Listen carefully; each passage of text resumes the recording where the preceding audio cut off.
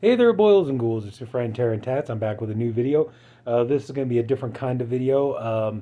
In case if you're wondering, yes, I do have a couple of, they're slated for Tuesday and everything. So I do have a couple of videos coming up, some 4K reviews for JFK and the Dead Zone.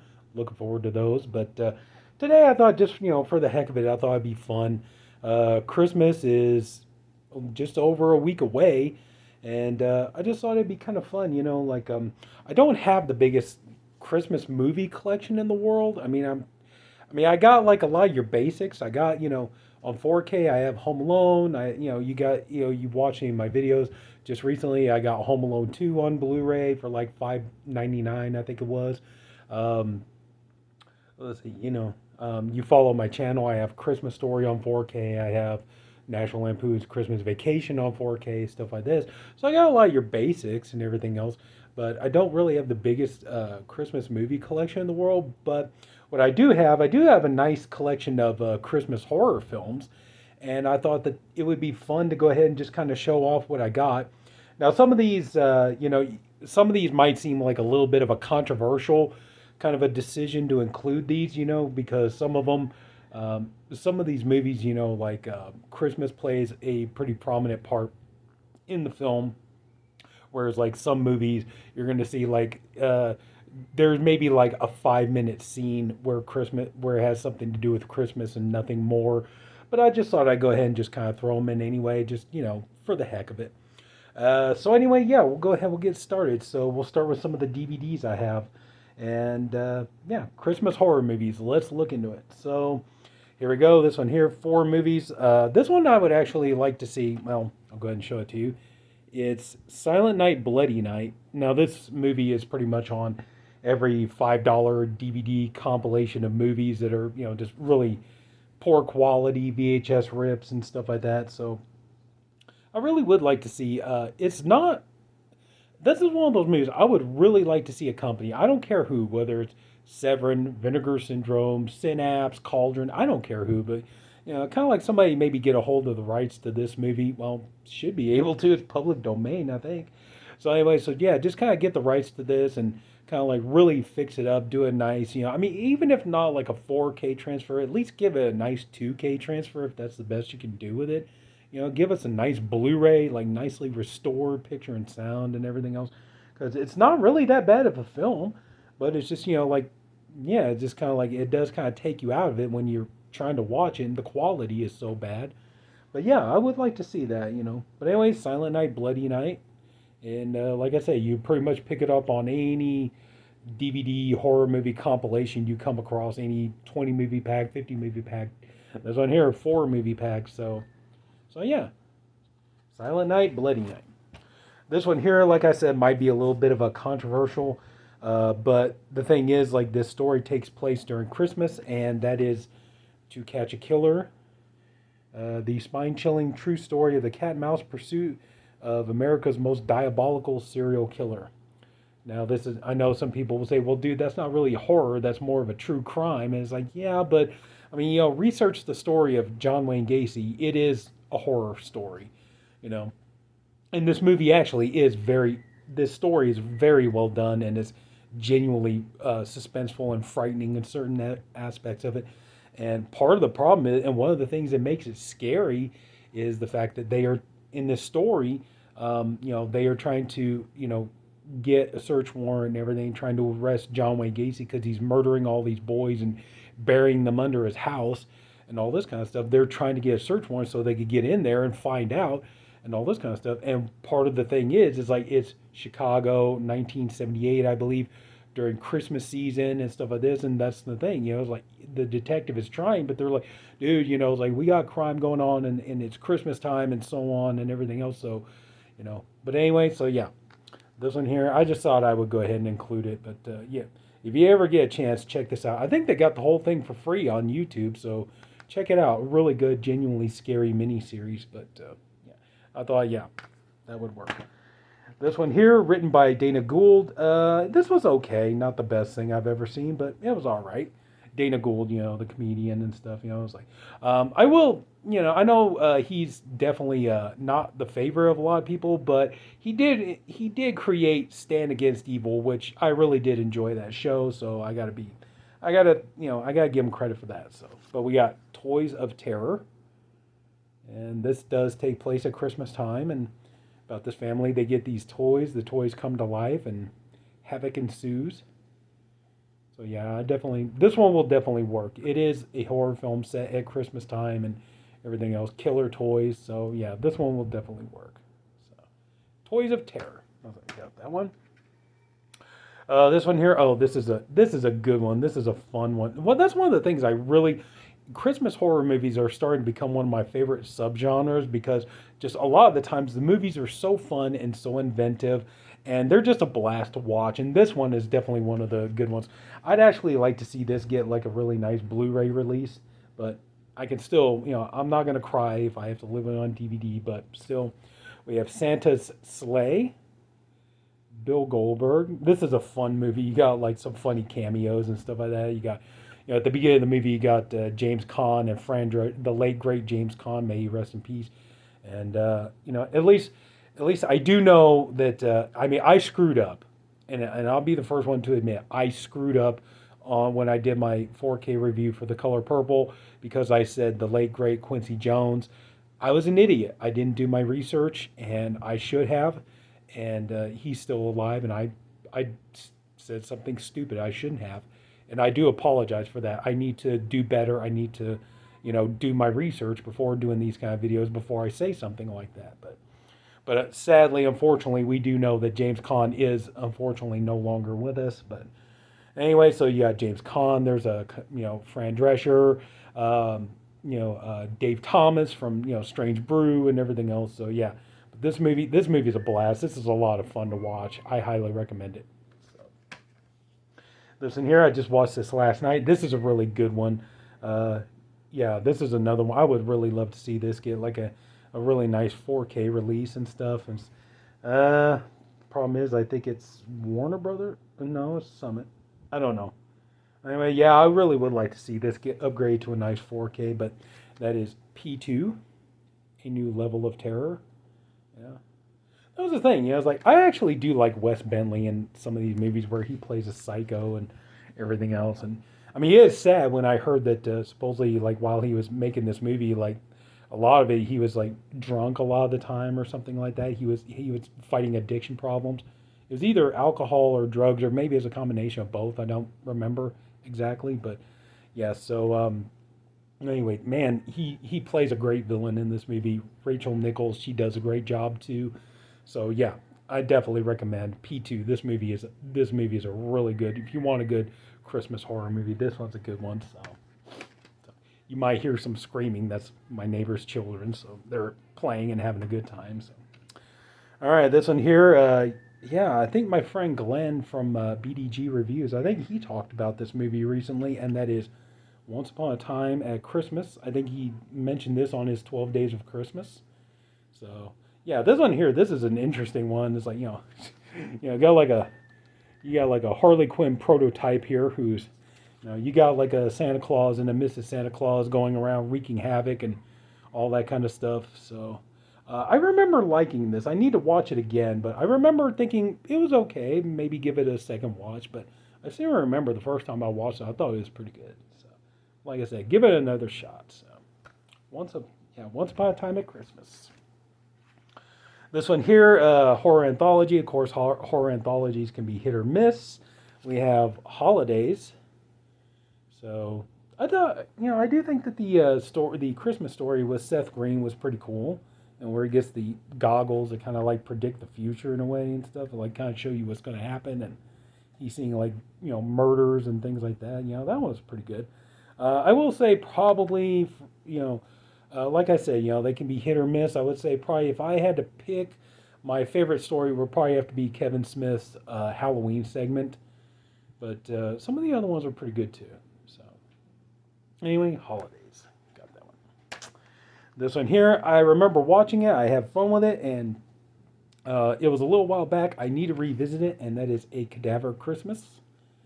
So Yeah, this one definitely has kind of like a Evil Dead vibe to it. It's you know, kind of fun. Like lots of gore, lots of blood. All that kind of good fun stuff. But yeah, I seem to remember enjoying it. So yeah, like I said, I watched it once, and it was like a couple of years ago. I need to revisit it. So, but I do remember liking it. So anyway, so there we go, Cadaver Christmas. And of course, yeah, this takes place on or around Christmas. The original Inside, unrated. So yeah, it even says right here, it's like, get ready for the most gruesome, terrifying, and disturbing film you have ever seen. 4 months after pregnant Sarah loses her husband in a horrific auto accident, she is visited on Christmas Eve by a mysterious mad woman. Alone and desperate to save her unborn child, Sarah fights to stay alive as much of her potential rescuers die as the woman's sadistic hands. With scene after scene of shocking carnage, Inside delivers unbelievably realistic gore that dares you not to look away. So yeah, so of course, figure that was the thing when I was like rounding up my movies so I could start doing this video. And I was even thinking, it's like, I'm sure there's probably gotta be some I'm forgetting, but I just thought, like, yeah, Inside. Didn't that one take place at Christmas? Yeah, it does. Okay, so I never saw the remake. I don't know if the remake's even worth it, but of course we know the original, very, very brutal. Anyway, so now this one here, this is definitely one. I don't really call it like a Christmas horror movie. I think there is like, in like I was saying, it's like some of them. I think this one there is maybe like a reference to Christmas. I think and anyway, I just go ahead and show it to you. It's Maniac. I think that the movie is supposed to take place at Christmas time because I do remember, like, I think it's at the beginning of the movie when Frank Zito, Joe Spinell's character, is bringing home a mannequin, and he's walking by one of his neighbors, and I think she says, are you doing some Christmas shopping? And he's like, yeah, Sally, or something like that. So that's why I thought I'd include it, but I'm sure this is going to be one of those controversial picks that people would do that really doesn't have anything at all to do with Christmas. But I just thought I thought I would include it for that reason. But anyway, so Maniac. Oh well, the one, the only, the classic Maniac. There we go. This one here is this is one I really didn't know if I was gonna like, but it turns out actually I do. I can only show it for a split second because of the cover, but there we go. It is, well, I can show it like that. There you go. Don't open until Christmas. So yeah, as you can tell, I got it cased and everything. Keep the slip cover nice and protected. But yeah, this was actually a fun murder mystery. Like psychopath killer going around killing like mall Santas and imitation Santas and stuff like that. So yeah, so I thought this one would be a good one to show off. There's a killer on the back there, but anyway, so yeah, this is definitely, obviously, because it's in the title, Don't Open Till Christmas, so this is obviously, Christmas related, so I figured I'd go ahead and show that one off. Don't Open Till Christmas. And yeah, I remember, watching it, and I liked it, so here we go. This is a bit of a stack here, so I may wind up having to do a part 2, so hopefully, we'll see. But anyway, this one here, yeah, this one I actually had fun with. I only watched it once. I really need to revisit it, and that is Better Watch Out. This was a fun one, with a fun little twist. It's like, so the person who ends up being the psycho killer is not exactly who you think it's going to be, but anyway, still, Better Watch Out. Fun with this one. I liked it. This one here, oh man. Okay, you know what? Where do I got the other ones at? Let's see here. Sorry, just there they are. Okay. I just figure, this is a set, so I figure I'll just go ahead and do them all. Okay, so we have Silent Night, Deadly Night, the original, and Silent Night, the remake. Excuse me. I didn't go for the Scream Factory 4K because I'm pretty sure, given time, or the Blu-ray, sorry. I didn't go for the Silent Night, Deadly Night Scream Factory Blu-ray because I'm pretty sure that the 4K is pretty much on its way, so I can live with this version for the time being. And then Silent Night, the remake. I actually like Silent Night, the remake. I really do enjoy that movie. Malcolm McDowell is a lot of fun. Uh, like his character is kind of very fun and comical and stuff. And the killers has a kind of a fun, interesting backstory. Jamie King is amazing. She gives a great performance, and just wow. And she's great as a female lead in this movie. So yeah, I really did like Silent Night, and of course the original. And of course, you got to have Silent Night, Deadly Night Part 2. The immortal line that will live forever. Garbage Day! But, yeah, Silent Night, Deadly Night 2. That's so funny. That's so cool.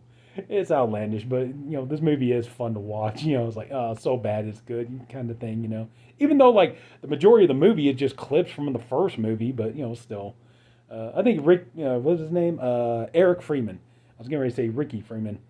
Eric Freeman, God, he makes this movie infinitely entertaining to watch. But oh wow, but yeah, Silent Night, Deadly Night 2, fun. And then thank you, Vestron Collection. We have the Silent Night, Deadly Night collection with Part 3, Better Watch Out, Part 4, Initiation, and Part 5, the doll or the toy maker. And that was the one thing everybody thought was interesting. You got Mickey Rooney, who bashed the first Silent Night, Deadly Night when it came out. Then he ends up being in one of the movies. Isn't that interesting? So, but yeah, I do have the entire Silent Night, Deadly Night collection here, including the remake. So, but yeah, happy to have those. Okay, let's see. What else have we got? Got to include this one, the Immortal Classic, Black Christmas, 4K baby, 4K baby. So yeah, I love Black Christmas, the original. I know this is going to sound like blasphemy to a lot of people, but I'm going to be honest with you. I did have the DVD for the 2006 remake, and to be honest with you, I just sold it off, and used it to get something else I wanted. I know a lot of people are, dude, you idiot, you got rid of it. It's gory. It's like, I'm sorry, just for me personally, it wasn't a good movie. And it's like, if all I want to watch is gore, it's like, it's not like I don't have other movies I could watch. I'm sorry, I just didn't care for the 2006 remake, okay? If you like the movie, that's great. I'm not judging you for it. I'm just saying I didn't care for it. I like this one. This is the best one, in my opinion. And the, what was it, 2019? Yeah, it's like everybody's pretty much avoided that movie like the plague, so there's not even any reason to even look at that one. But the original Black Christmas, I mean, come on, man, this movie is absolutely fantastic. Bob Clark. I still find it so infinitely fascinating to this day how you have Bob Clark ends up making the most scariest, arguably the most scariest Christmas horror film of all time, and then he turns around and makes the most beloved, arguably the most beloved Christmas film of all time. It's like, it's amazing how he goes from one extreme to the other and everything. But I mean, it was just his genius as a filmmaker, I feel. But anyway, so yeah, Black Christmas, gotta have it. It's like, so sorry to anybody if I offended you. I'm sorry. The 2006 remake, I just don't care for. Sorry. This one here, I don't know if this really qualifies. I just thought I'd kind of throw it in there, but we have Black Friday. Bruce Campbell, Devon Sawa. That's kind of the thing. Now Devon Sawa, he's part of the Chucky series. They always keep bringing him back, having him play different characters. And you know what? I'm here for it. I like him as an actor. I liked him back in the day. I liked him in Idle Hands. I liked him in Final Destination, all that kind of stuff. So, Bruce Campbell, of course, it's Bruce Campbell. You gotta love Bruce Campbell. I am pissed, though. I will say this movie was a bit of a letdown because, I mean, for God's sake, you got Michael J. White right here. And Michael J. White is such a good actor. He has such charisma and everything else. And they put him in this movie. And here's a guy who's like, doing kickboxing, action movies, and all this other kind of stuff. You put him in this movie and you practically give him nothing to do, And it just really bothers me. It really gets under my skin that, like you do that. It is such a waste of great talent. But, I just figured, I don't know. Like I said, some people, I don't know, they may not count this. I just thought I'd go ahead and throw it in there. So, but anyway, Black Friday. We got time for about one more. So this one here is another controversial one that some people do. That's not really a horror film. In a way, I kind of do consider it as one. But we have Batman Returns, and to me, this definitely has a horror movie vibe to it. Of course, the whole thing takes place at Christmas time, and you have like the whole story that they build around Catwoman. How the woman is brutally murdered, and then she's resurrected as like basically a zombie, a walking corpse. And she keeps getting killed, but she keeps coming back because she's a cat. Cat has 9 lives. That old adage. And then you got the Penguin, Danny DeVito's character, who's pretty gruesome and everything in this movie, and he's violent and everything. And like there's this whole story about how he wants to murder children and stuff like that. So yeah, to me, this movie definitely has a horror movie vibe to it. I feel it does. You got Christopher Walken playing a character called Max Schreck. I mean, hello, a reference to Nosferatu, the oldest vampire movie of all, or one of. But anyway, so yeah, I know a lot of people probably wouldn't, but yeah, I do consider this, kind of horror movie-ish. Maybe not a horror film, but it's definitely got horror movie elements for sure. So, and I think with that, we're over 20 minutes. I don't want to make this video incredibly long, so we'll stop here and we'll do a part 2. So that's it. So if anybody took the time to watch this, I thank you for doing it. I appreciate you for doing it. I hope you enjoyed the video. If you did, could you please leave it a like? And if you haven't already, please go ahead and subscribe to the channel. And yeah, I'll have part 2. I want to try to hurry up and get it out there before too quick, because I want to try to get this stuff done before Christmas gets here. And like I said, it's just over a week away, so I need to get going. So that's it, everybody. Take care. Have a good night. I'll see you later.